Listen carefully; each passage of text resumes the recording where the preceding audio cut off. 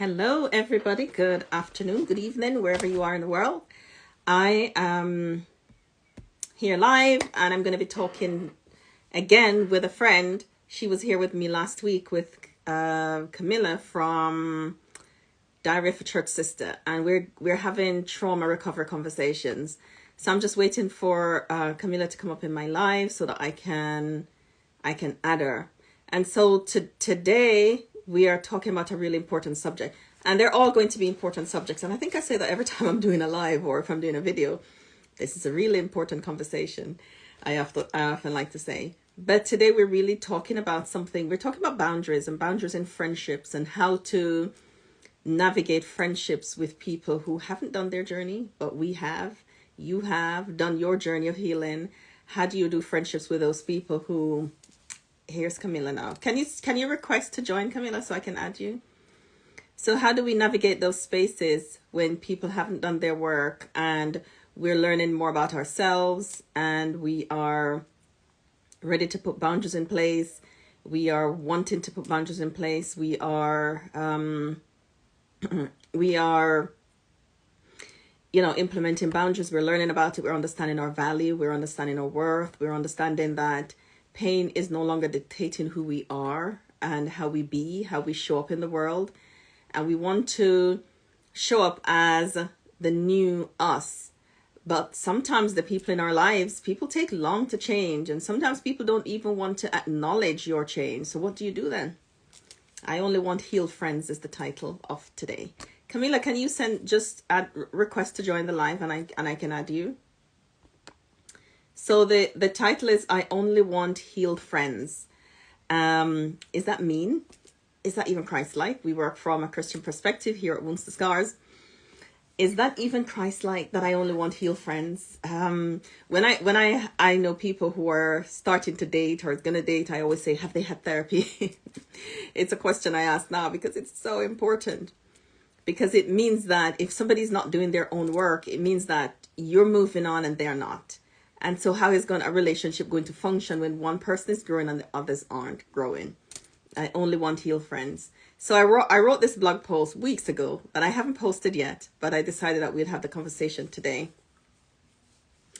Welcome. I can see that somebody's here with us. I'm not sure. I'm still trying to figure out how to add you, Camilla, but I'm going to just continue talking in the meantime. If you're here and you're not, if you have any questions, put them in the chat or feel free to send us an inbox message and we'll be happy to answer.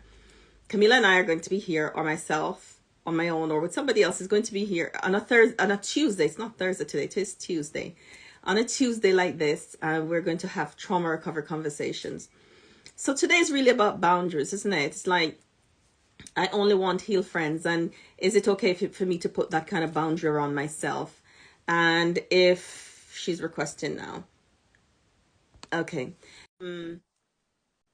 I've got really good people in my life, but they're not healed. Then what do I do? How does it change the conversation? How does it change the interaction? Welcome, Camilla. Are you hearing me? Hi, Joanna. Yes, I'm hearing you. Right. Fab. Are you hearing me? So I am hearing you, yes. So I had done the introduction as I Only Want Healed Friends is the title today. So we're really going to talk about boundaries. And I was just saying, how does it function, especially in a Christian context, when you have people that have been in your life for a long time? Welcome. When people that have been in your life for a long time, but they're not growing, they've not done their work of healing. And sometimes we can be trapped in trauma bonds. We can be trapped in broken cycles of communication and interaction with people where our broken parts and their broken parts are interacting. But now that you're healing your broken parts and they haven't healed their broken parts, that changes the conversation, doesn't it? Because you're no longer having the conversations that you used to have. They're not the same for you anymore. You're not using your same coping mechanisms anymore. You've changed. Your thought processes have changed. Your negative automatic thoughts are changing. You're building new pathways in the brain. And there's this, you're peeling off the layers. You're healing, peeling back a layer, healing, peeling back a layer, but they're not doing any of that. And I just wanted to talk about, like, how does the conversation change, and is it okay to kind of make that statement and to live like that? Like, I only want healed people to interact with in my village, in my small village. I'm going to curate people in my village that are healed, people that are whole, people that understand themselves, people that can understand me, and people that we can interact together healthily. How does that function? Have you ever had to do that? Have you had to do that? I mean, I've had to do that because, I mean, once I started my journey, I recognized that, oh, this person doesn't fit anymore. I can't relate to them because the moment that I start relating to them, they take offense, they get aggressive, and I'm like, oh, I didn't mean it that way, but then they can't relate to me on that level. So I've had to honestly cut off some friends. I literally Yeah. had to cut off some friends, not keeping malice or anything, but I've had to protect my space because I recognize in order to be friends with them, to continue the friendship, I had to go back to who I was. And they were not able to walk with me on my healing journey because they were still not ready to take on their healing journey. Yes, yes. That's interesting, isn't it? Because you want to change the way you interact, but there's some people who can't have the new conversation. So they want to keep pulling you back into the old way of relating. And in order for them to, and it doesn't mean that when we said boundary yourself or out of your life, it doesn't mean that you're vexed with them, you're never speaking to them again. It doesn't mean that. It just means that you have to change how you interact, and the levels have to change. So, you have different people at different spaces in your life. So they can't be in the inner circle anymore because they haven't been able to, they can't relate to the you that you're becoming, that you were supposed to be, and now the layers of healing is happening. And yeah, Karen, come in. And what I find, Joanna, is that you constantly offend these people, and then you hurt them, and we don't want to continue hurting our friends. And that's our reality. They go home and they wonder, who is this person am I talking to? This person is no longer my friend. So I believe that we can have an honest conversation with them, let them know where I'm at, and they decide whether if they want to do the work and we both walk together. But if they don't want to do the work, they have a decision to make. So I'm not going to make it look like I am just going to tell you this. Yeah. We're going to have a conversation, and both of us are going to make a decision, right? And we're going to stand. Right. So this is who I am now, and they can learn to be with the new you or not, and that's a choice. And I think that's such a healthy conversation to have. I mean, not the easiest. It's not the easiest, but that when you have done the work, and I keep saying the work with the healing, what's that? When you have understand what your issues are, the trauma that you bring with you, when you have gone to, whether it's therapy or groups or retreats or whatever, to heal that pain, then it helps you to understand yourself better so that you can function and show up different in relationships. When you've processed and unpack, when you know that what I find sometimes is that you're healing, even sometimes your love language change. You think it was one thing, then you heal and realize that it's not even that. I mean, it was it was the unhealed me that liked that thing. The me that is healed, I realized I don't really like that thing. This is what I really like. And I did that. I found out recently about myself, where my husband, we've been married for 17 years this year.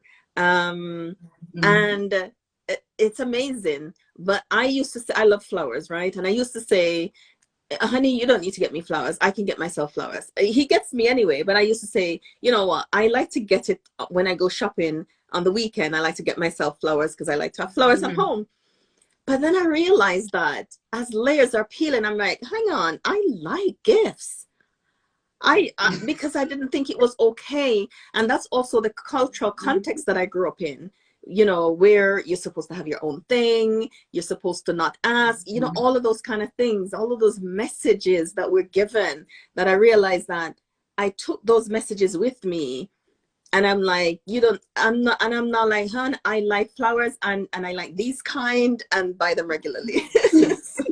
So And as you touch on that, Joanna, I can remember as it relates to my personality, people can tell you that when I was going to high school, they saw me as this quiet, quiet young girl that just sat there and just maybe smile and I'm like, no, I can't recognize that girl. really, I'm like, who's really? That's not me. When I started my healing journey and I recognized that, oh, this is my personality. I'm outgoing. I see the world through the eyes of a child. I will walk with my earphones and I will literally dance in the street, really. you know? And this is just who I am. And for many years, because of the unhealed trauma and how I was raised, I was suppressing all of that. And as the layers were started peeling off, I recognized that no, I'm this nice, bright, bubbly, and I'm learning how to embrace that side of me. Absolutely. Amen. I mean, I don't know the quiet. I don't know I only know the bright, bubbly Camila. So is there anybody in your life that was before that knew the quiet, reserved, Camila versus the you that you've come to know that this is really me and it was just the stuff that was making me responding that way? Well, to be honest with you, a lot of these persons, because I didn't form any attachment to Okay, them, right, right. right?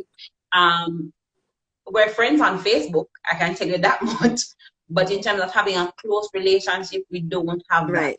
Because I don't know how to relate to them. They don't know how to relate to me because they're seeing this person. Like one person one day said to me, "Are you crazy?" I'm like, No. and I'm okay. I'm not. I said no, and I used to take it offensive. But then I said no. I'm crazy about myself. I'm crazy about feeling, becoming my authentic self. So if that's what you call crazy, I guess that I am crazy because they just don't fit anymore. So we're on Facebook. They send a message. They say, "I like what you're doing," and we have a conversation. But that's it. Yeah. Oh, that's really good. I mean, that's such a drastic change that you've just talked about. Have you ever had anybody tell you, because I like to bring the spiritual piece in because I think healing at that intersection is so interesting. Have you had anybody tell you that what you're doing is unchrist-like, that, you know, just the way you are and the you that you have come to know and the you that you know that God loves too? Has anybody ever told you that you shouldn't be that, or that's problematic? Yes. Yes, they have. I've been told many things by persons in the church circle, and like they say, "What's wrong with you? You don't need to talk about those things. Right, Leave it right. alone. Like, you don't need to be so expressive. God don't want you to talk about this and talk about, leave it. Some things you have to leave." And I'm like, Yeah. okay, then. Hmm? So But I've had that. yeah, so that there's a hiding. I've had people cover their face when I share my story. They go like, I'm like, well, I'm not ashamed, you know. And that's the beautiful thing about taking women on their journey of healing, because it liberates and it makes you shed the layer of shame, and so you can really understand who you are and go, ah, this is who I am. So moving forward, I want people in my life. I'm going to curate a village of people in my life that looks like this, that we can have, it can be mutually supportive, and we can love on each other. And that's what I want. All right, so I'll share an experience with you. Last year I felt the Holy Spirit telling me to move, right? And I did my little Jonah thing and decided that I was going to go where I wanted to go. So I ended up having to go where God sent me, right? And funny enough, it was just to move my things because I am right back where I was. And now I recognize the reason for all of that. And that's because I know I'm back. There are some persons that I was very close with, and I just can't relate to them anymore. It's like, hi, how are you? And if I don't go back to being the person I was before, we don't have we're not able to have good conversation. And then I just made the decision that for the people that are in my circle that likes the new version of me and are comfortable with this version, I'm going to stick with these people. And of course, I continue to be who I am and to embrace the other friends that I had before. Because the reality is that the more I continue to be me and continue to grow, it helps them also to recognize that, oh, something good is going on here. I may need to do some work as well. And they start to get used to who I am, this version. And maybe the relationship is able to be mended at some point. Yeah, hopefully. So you talk about this Jonah experience. Was it a growth experience for you?